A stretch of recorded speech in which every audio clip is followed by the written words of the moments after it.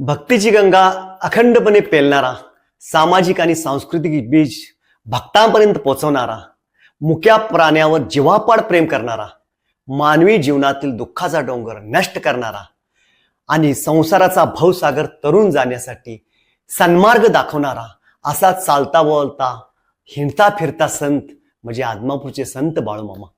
आणि बाळूमामांच्या याच आपण चमत्काराबद्दल आज जाणून घेणार आहोत.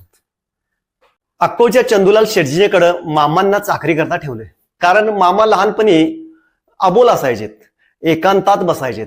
त्यांच्या आई वडिलांना काळजी वाटू लागली की या मामाचं पुढं कसं होणार, म्हणून त्यांनी चंदूलाल शेटजीच्या घरी चाकरीला ठेवलं. नित्य नेमाने मामा चंदूलाल शेटजीच्या घरी काम करू लागलेत. सकाळी उठायचं, झाडू मारायचा, तेही झाडू मारत असताना विठ्ठलाचं नामस्मरण करत झाडू मारायचा. परत चंदूलाल शेटजींचं पाय दाबायचा. इतक्या वर्षांची त्यांची ती पायाची पीडा होती, ते पूर्णपणे निघून गेली मामांच्या स्पर्शानं. एकदा काय झालं, मामा निवांत संध्याकाळी जेवून झोपलेले असताना गोट्यामध्ये चंदूलालच्या बायकोनं प्रवेश केला आणि तिला एक असा भव्य दिव्य असा प्रकाश झोत जाणवला. आणि मामांच्या चेहऱ्यावर मामांचे जे जेवत्याला ताट आहे तेथून असा एक लख्ख पांढरा प्रकाश मामांच्या चेहऱ्यावर जात होता. आणि त्यामध्ये तिला बस्तीचं दर्शन झालं. तिला आश्चर्याचा धक्का बसला की एवढं परमेश्वराचं दर्शन त्या ताटामध्ये झालं.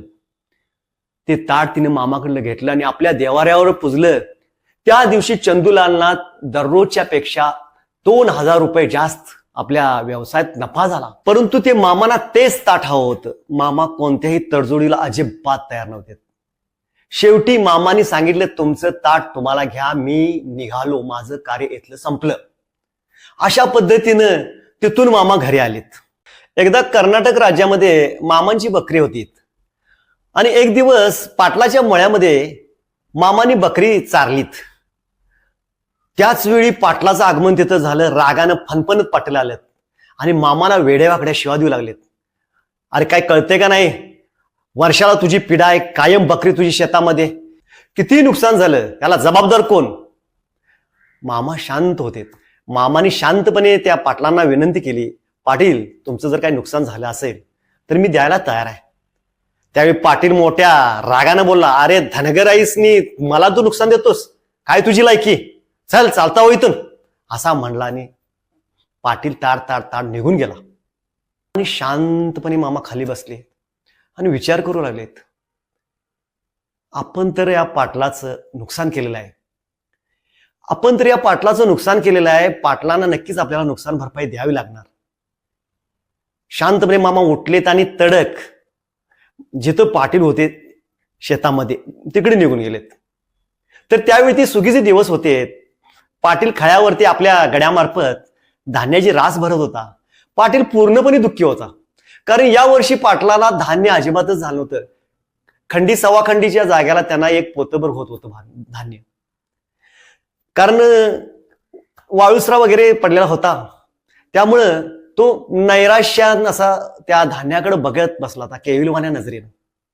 आणि तिथंच बाळूमामांचं आगमन झालं. मामाने नमस्कार केला पाटलांना आणि मामाने एक प्रश्न विचारला, पाटील हे धान्य तुम्ही कधी भरणार आहे?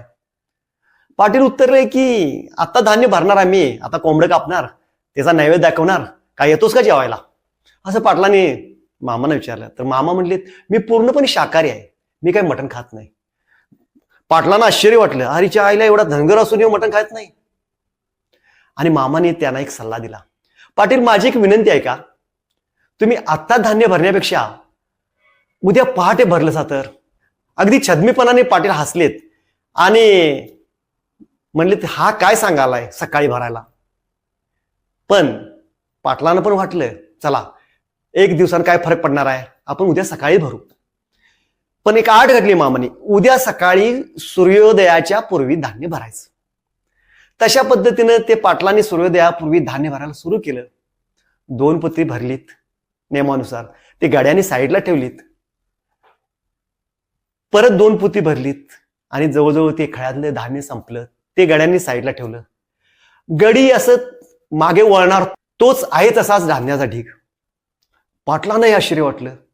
परत ते धान्य भरलं, परत आहे तसा ढीग. मित्रांनो, टोटल 22 मन त्यावेळी त्या पाटलांना धान्य झालं. केवढी मोठी मामांची कृपा. पाटील मनातून हादरला. ज्या धनगराला मी शिवा दिल्या त्या धनगराच्या एका शब्दाने मला 2 मनाच्या जाग्याला 22 मन धान्य झालं. त्याच्या डोळ्यातनं घळाघळा अश्रू वाहू लागले. तो तडक उठला, एक पोतं धान्याचं घेतलं मामाला देण्यासाठी आणि मामाच्या चरणी लीन झाला आणि मामाला विनवणी करू लागला, मामा मी तुम्हाला वेडं वाकडं अभद्र बोललो, पण तुमच्या कृपेमुळे मला 2 मनाच्या जाग्याला 22 मन धान्य झालं. मामा मला क्षमा करा, मला पदरात घ्या. आणि तिथून पुढे मित्र हो, तो पाटील मामांचा कायमचा भक्त झाला. असाच एक प्रसंग सांगितला जातो. एकदा मामांच्या तळावर चोरी करण्याकरता 4 चोर आलेले असतात. ते चोर पूर्ण तयारीनिशी आलेले असतात, कारण मामांच्याकडे त्यांना माहिती झालेलं असते की 15 घोडी, 1200 बकरी आणि मामांच्या बायकांच्या अंगावर प्रचंड सोनं आहे. त्यामुळे ते पूर्ण तयारीत करून 4 चोर अंधाऱ्या रात्रीमध्ये बाहेर पडतात. त्या 4 चोरांनी कामं वाटून घेतलेली असतात. एकानं मामांची बकरी पळवायची, एकानं मामांची घोडी पळवायची, एकानं मामांच्या तळावरील स्त्रियांच्या अंगावरील दागिनं पळवायचं आणि एकानं जर मामा आडवा आला तर मामाचा तिथंच मामाला आडवं पाडायचं. असा त्यांचा भक्कम कार्यक्रम ठरलेला होता. मामाला हे अंतर्ज्ञानानं समजतं की इकडं चोर आपल्याला चोरी करण्याकरता येत आहेत. त्यावेळी मामा शांतपणे उठतो, विठ्ठलाचं नामस्मरण करतो आणि एक जमिनीवरती फक्त एक रिंगण करतो. आणि मित्रांनो, काय चमत्कार, अखंड रात्रभर चोर पळतात मामांचा तळ शोधण्यासाठी, पण त्यांना अखंड रात्रभर काही तळ सापडत नाहीत. पळतात पळतात पळतात, शेवटी पळून पळून जिथून सुरुवात केली त्याच ठिकाणी परत ते येतात. शेवटी पहाट झाली. पहाट झाल्यानंतर एकामेकाला ते बघतात, अरे आपण इथूनच सुरुवात केली ती पळायला आणि आपण इथंच आहोत.